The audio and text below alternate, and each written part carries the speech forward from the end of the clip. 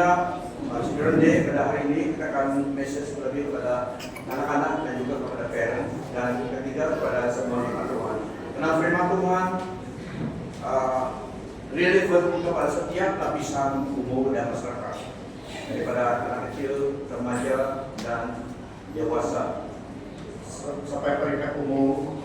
Firman Tuhan adalah dokumen yang relevan selamanya, up to date selamanya, lebih up to date daripada newspaper dunia ini.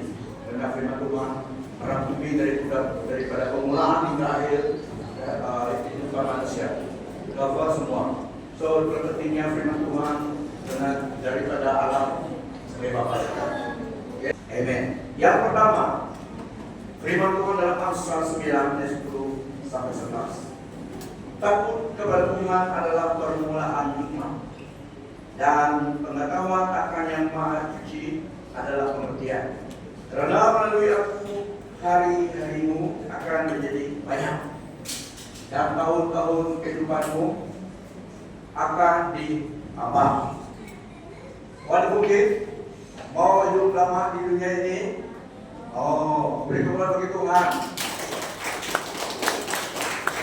Kalau Tuhan Yesus selamat datang dalam pertolongan kita, kalian ada key-nya hidup lama dan diberkati Tuhan, yaitu menghormati Tuhan. Ini key-nya untuk seorang itu hidup lama. Selama-lamanya yang Tuhan rencanakan dalam kehidupan seorang itu tidak ada break, tidak ada substitute, akan terus sampai pada destinasi berapapun umur kalian. Pasti tidak semua 100 tahun, ya, tapi kalian akan hidup sampai umur, tahun dan hari masa yang Tuhan tetapkan dengan bahagia di dalam Tuhan. So saya ulangi, di dalam tafsiran baru, permulaan hikmat adalah takut akan Tuhan, yang mengenai yang Maha Kudus adalah pengertian. Karena oleh aku umurmu dipanjang dan tahun-tahun hidupmu ditambah. Wow, ditambah ini. Karena oleh aku umurmu diperpanjang dan tahun-tahunmu ditambah, dan nasihat dan pedoman untuk semua lapisan umur manusia. Kita tidak mati sebelum waktunya. Ya kawan sebelah, jangan mati dulu. Tunggu masanya Tuhan, ya. Kita mati bila Tuhan tentukan. So tak perlu buat diri nanti. Mau dibilang aku kalau Tuhan suruh pergi tidak. Jangan tunda-tunda cari sana sini lagi Tuhan. Masa pergi. Sudah cukup, jumpa sana lagi. Di mana? Di surga. Sana lebih meriah lagi. Dan di sini adalah masa anugerah, masa investment, borrowed time, masa yang dipinjam dengan Tuhan untuk kita di dunia ini. Tapi penting, karena di sini kita membuat impact untuk hidup kita di alam kekekalan. So di sini kita invest kita.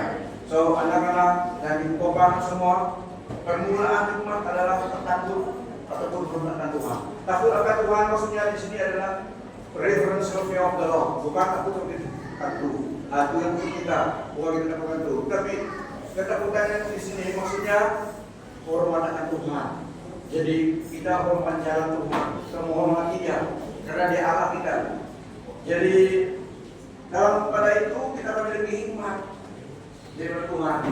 Dalam lebih hikmat, wisdom, mengenal yang suci, mengenal Allah yang pencipta alam semesta, mengenal Dia melalui Yesus Kristus. Itu adalah hikmat, dan melalui Dia hari-hari kita akan menjadi banyak multiplication, dan tahun-tahun kehidupanmu akan bertambah. Itu satu janji, satu yang Tuhan dapat lakukan. Salah satu nasihat pedoman semua lapisan umur manusia di dunia ini. Kalau melawan Tuhan tidak lama hidup. Kalau Tuhan izin lama, itu adalah anugerah Tuhan supaya bertobat. Tetapi shortcut adalah melawan pencipta kita. Sekejap saja umur kita di dunia ini. Kepada ibu bapak, Amsal 13 ayat 24 ini lebih kepada tanggungan ibu bapak. Ada ibu bapakmu sebelah kamu pada bukit? Ya. Kalau ada, lihat pada dulu. Berdiri, mana dulu bapakmu? Ada sini? Coba pada bukit berdiri. Berdiri pada bukit. Tunjuk kepada ibu bapakmu. Lihat ada. Ada. Oh, beri kemuliaan bagi Tuhan. Ibu bapak yang ada. Silakan duduk. Nah, kepada dia, kepada ibu bapakmu. Berhutang anakmu. Firman Tuhan katakan. Sekali lagi, sahabat saya sepenuhnya ya, bukan itu saja. Karena kepada ibu bapak, kalau kamu mengasihi anak-anakmu, cucumu, mohon rotan yang kasih. Ini bukan hukuman, tapi disiplin mengajar. Ya, orang yang enggan ataupun orang yang tidak mau menggunakan rotan, membenci anaknya. Rotan, nah ini bukan guna kayu, ya, guna rotan. Maksudnya untuk disiplin saja, bukan untuk memukul anak kita. Orang yang tidak mau menggunakan rotan membenci anaknya, tetapi orang yang mengasihi anaknya sanggup mengajarnya. Dalam tafsir baru, siapa tidak menggunakan tongkat, ini bahasa Indonesia. Kalau bahasa Indonesia rotan, bukannya penyapu. Nah, ibu bapakmu tidak guna penyapu. Kalau ada yang guna penyapu, report kepada majelis, report kepada ibu. Ibu bapak saya pokoknya pakai penyapu, ada salah. Pakai rotan. Ya. Dalam tafsiran baru, siapa yang tidak menggunakan tongkat benci kepada anaknya, tetapi siapa yang mengasihi anaknya mengajar dia pada waktunya. Kalau waktu kecil kita boleh rotan anak saya kasih. Tujuannya adalah disiplin mengajar. Seperti sebenarnya di dalam kelas-kelas mengajar anak-anak atau di dalam primary pada secondary harus menggunakan diberi atau menggunakan rotan dengan wajarnya untuk disiplin. Karena itu sebagian disiplin mengajar manusia harus gunakan rotan. Kalau mengajar binatang guna kayu, ya. Kalau mengajar binatang guna kayu. Rotan tidak ada rasa bagi dia. So guna yang tapi manusia gunakan rotan tapi Tuhan. So rotan. Do not all discipline from child. If you punish them with the rod, they will not die. Nabi mengatakan, jangan menghalang didikan daripada anak-anak. Jika kau mengajar dia dengan rotan, kamu tidak akan, mereka tidak akan mati. Kepada ibu bapak, jangan enggan menertibkan anakmu.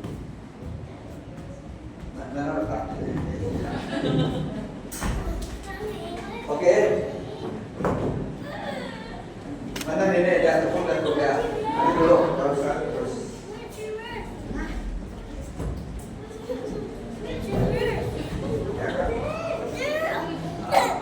Ini Allah bagus ya. Bagus tolong adik tolong. Memang bukan senang disiplin, tapi perlu ya. Karena ada yang katakan yang mengasihi anak saya ada. Saya punya tidak saya pukul salah. Kemudian katakan terus pertahanan mereka. Karena dari kecil kebodohan itu dekat dengan anak harus disiplin. Karena anak kita anak yang nomor, bukan anak AI. Ya, kalau anak AI dari kecil sudah terpengaruh smoke on the water. Tapi anak yang biasa normal tidak harus dirotasi aja. Itulah ada bapak yang memproblem yang susah dengan memang susah. Itulah memang Tuhan beri pedoman kemana. Tapi itulah parental responsibility. Ya, menolong anak kita karena kita mengasihi mereka. So itu kepada ibu bapak tadi. Ini adalah disiplin correction in love, mengajar, menegur dengan mereka. Jangan terpengaruh dengan media yang terang berat, memukul anak yang mungkin bukan anak kayak ama ataupun ada yang kalau normal human being tidak begitu. Kalau Hamas, boleh barang saja. Hamas masuk anak bukan dalam bread toaster, itu bukan manusia, itu adalah the beast. Tapi ada yang orang viral, orang parent, mungkin bukan anak dia ataupun ama, tapi ada yang buat perlakuan demikian, memukul anak itu kecil itu. Bukan itu sebenarnya, itu adalah hukuman mentera, itu dapat ditangkap undang-undang. Ya. So ibu bapak, kita mengasihi anak kita dari kecil ini, ya kita harus mendidik mengajar mereka. Meski tidak, walaupun tidak semudah itu, tapi oleh beberapa orang Tuhan kita harus melakukan tanggung jawab. Ya, karena kita mengasihi mereka. Karena waktu mereka kecil senang didisiplinkan, diajar. So di dalam ayat ini tadi lebih menekankan kepada tanggung jawab ibu bapak. Disiplin, mengajar, bukan melukakan, mencederakan mereka. Kalau emosi pun, kalau marah pun kontrol. Tumbuk dinding lah kalau tidak sabar-sabar lagi. Kau nak begini tumbuk dinding. Kamu rasa lebih baik kita berbuat karena itu salah. Disiplin mengajar dengan kasih. Ya. Yang kedua, Amsal 20 ayat 6 yang seperti dalam slide tadi itu, didiklah seorang anak di jalan yang patut dilaluinya, maka pada masa tuanya pun dia tidak menyimpang dari leluhur itu. Dalam tafsiran baru, didiklah orang muda menurut jalan yang patut baginya, maka pada masa tuanya pun dia tidak akan menyimpang daripada jalan itu. Start children, mulakan children off on the way they should go, and even when they are old, they will not learn from it. Kenapa mengajar didik anak kita start them waktu mereka masih kecil? Kenapa? Karena waktu kecil ibu bapak harus mengajar, karena disitulah kita dapat memberi foundation kepada anak kita. Dan foundation itu yang menolong mereka sehingga sampai dewasa mengingat ajaran itu. Early and dedicated training from parents in writers can always set a foundation that is likely to go to our personal life. Penting sekali. Ini adalah satu prinsip yang penting, tetapi bukan absolute guarantee, bukan adalah garansi 100%. Karena bukan magical formula. Ya, dalam ayat ini bukan 100% garanti, karena bukan magical formula, tetapi adalah general truth. Kebenaran yang harus dilakukan lebih fokus kepada tanggung jawab kepada ibu bapak untuk consistently this a model of behavior dan melatihkan dan membiarkan ultimate outcome itu pada Tuhan. Lakukan tanggung jawab kita. Walaupun itu bukan 100% garanti, bukan itu magical formula. Ini cara kerja. Itu adalah cara yang harus dilakukan. So outcome-nya ialah Tuhan yang menolong. Tapi tanggung jawab ibu bapak. Bukan absolute garanti. Dan yang ketiga, Tuhan Yesus katakan, biarlah anak-anak datang kepadaku. Tuhan Yesus, Allah pencipta juru selamat kita, Dia mau anak-anak kecil datang kepada Dia. Dia jalan yang benar di mana kita dapat dari anak kita. Bawa mereka mengenal Tuhan. Start daripada Sunday School. Start daripada rumah dan Sunday School. Dalam Markus 10 ayat 13 sampai 16. Selepas itu orang membawa anak-anak kecil kepadanya, kepada Tuhan Yesus, supaya ada menyentuh mereka, tetapi murid-muridnya memarahi mereka. Tetapi apabila Yesus melihat hal itu, dia sungguh tidak menyenangkan. Dia berkata, biarkan anak-anak kecil itu datang padaku, jangan larang mereka, karena orang yang seperti itulah yang mempunyai kerajaan Allah. Sesungguhnya aku berkata kepadamu, kepada kita, sesiapa yang tidak menerima kerajaan Allah seperti seorang anak kecil, tidak akan masuk ke dalamnya. Yesus mendukung dan mendekapkan anak kecil itu, meletakkan tangannya ke atas mereka yang memberkati mereka. Kualitas di dalam perjalanan daripada anak-anak, orang dewasa dapat mempelajarinya.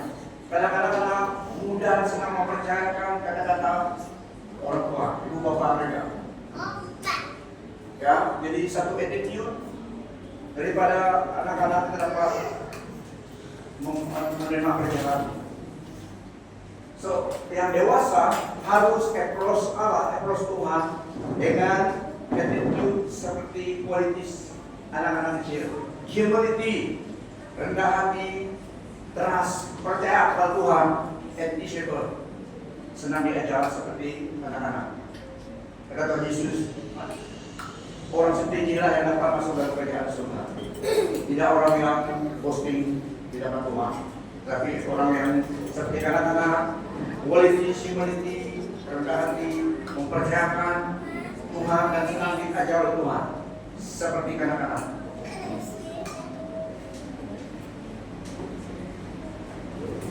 Dan yang keempat, semua lapisan umum, anak-anak, dewasa, kepada ibu bapak, kepada sampai orang dewasa sekalipun, yang tua sekalipun, Tuhan mau semua orang yang percaya bertumbuh di dalam pengenalan Tuhan. 2 Petrus 3 ayat 18. Hendaklah kamu semakin tumbuh dalam kasih kurnia Tuhan dan penyelamat kita Yesus Kristus, dan semakin mengenalnya, baginya kemuliaan sekarang dan selama-lamanya. Amin. Ini adalah perintah daripada Tuhan kepada setiap orang yang percaya pada Tuhan Yesus, supaya bukan sekadar hanya percaya, tidak cukup percaya dia, tapi terus bertumbuh di dalam pengenalan sama Tuhan Yesus, kasih karunia-Nya, mengenal dia, pribadinya, apa yang dia suka, apa yang dia tidak suka, apa yang dia benci, apa yang menyenangkan hatinya. Bertumbuh seperti dia, karakter perubahan hidup kita, bertumbuh dalam pengenalan dia. Dialah fokus hidup orang Kristen, yaitu Yesus. Dialah role model, dialah yang kita lihat dalam aspek hidup kita, dialah yang kita pandang ajarannya, bagaimana dia. So, mengenal dia, semakin mengenal dia, semakin mengenal dia. Ini yang Tuhan mau kepada semua kita. Bagaimana kita bertumbuh dalam kasih karunia Tuhan? Bagaimana kita bertumbuh dalam kasih karunia Tuhan dan pengenalan Tuhan? Tentunya kita semakin mengenal dia. Yaitu bagaimana kita mengenal dia, mengenal dan melalui firman-Nya. Roh Kudus memimpin kita mengenal firman Tuhan, mengenal Tuhan Yesus melalui firman-Nya. Belajar firman Tuhan, selalu membaca firman Tuhan. Study God's word regularly, study and meditate on Scripture, supaya mengenal karakter Allah kita dan kehendaknya, mengenal daripada Alkitab.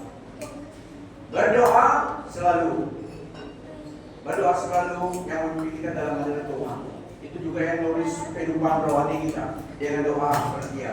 Dan hidup taat kepada Dia, live obediently. Embrace spiritual discipline, ajaran-ajaran kita dia, kebenaran itu yang kita ikut supaya kita bertumbuh dalam iman kita, kedewasaan rohani kita. Dan stay humble, bahwa diselamatkan oleh anugerah Tuhan. Selalu rendah hati di depan Tuhan, dan membiarkan keangkuhan menghancurkan hidupmu. Dan secure di dalam Tuhan, rasa aman dan tenang di dalam Tuhan. Dekat dengan Allah, itu yang membuat kita tenang dan hidup kita fokus dan dunia. So inilah yang semua orang harus lakukan. Secara pribadi lakukan, mengenal Tuhan, bertumbuh dalam kasih karunia Tuhan, yaitu terus ada masalah Tuhan dan mengenal Yesus Kristus melalui firman-Nya. Ini adalah tanggung jawab kadang-kadang sebagai dan juga ibu bapak. Tanggung jawab kita semua orang Kristen mengikut Tuhan lakukan ini secara personal. Semua orang lakukannya. Everybody, everyone do it. Semua orang lakukan. Ya kamu sebelah. Semua kita lakukan mengenal Tuhan.